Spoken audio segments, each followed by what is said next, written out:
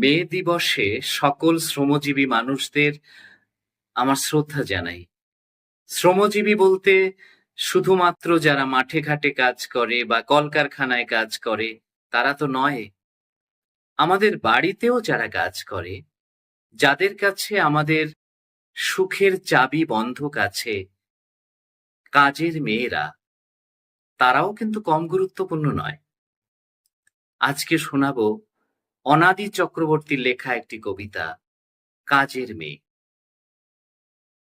ভোরবেলাতে কাগজ হাতে বারান্দাতে এসে এক পেয়ালা লিকার চায়ের অপেক্ষাতে বসে কোকিল কণ্ঠী সুন্দরী এক অষ্টাদশীর সাথে সবে তখন রবি ঠাকুর টিভির পর্দাতে, দেবব্রতর ভরাট গলা, কবির প্রেমের গান, গিন্নি তখন গুনগুনিয়ে মেলাচ্ছিলেন তান।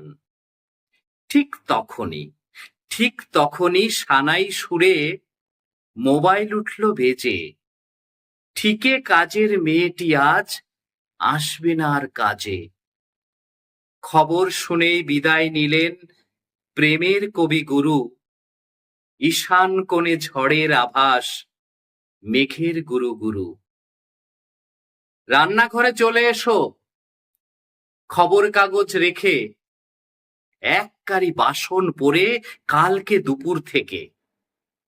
আজকে তুমি চাটা করো, আমি বাসন মাজি। সপ্তাহে দুদিন কামাই, শুধুই ফাঁকিবাজি। চা খেয়ে ছুটতে হলো আনতে খাবার জল, বাড়ি থেকে অনেক দূরে পৌরসভার কল। তারপরে তো টুকিটাকি ঘরের নানা কাজে সারাটা দিন গেল কেটে ব্যস্ততারই মাঝে। প্রভাত বেলায় কেটেছিল যে বিনাটির তার, দিন ফুরালো সন্ধে হলো, জুড়ল না তো আর।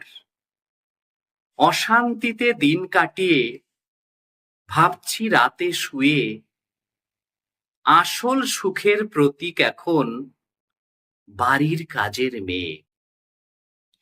তুচ্ছ ভেবে দেখি যাকে অবহেলার চোখে, সেই মেয়েটি আমার ঘরের সুখটি ধরে রাখে।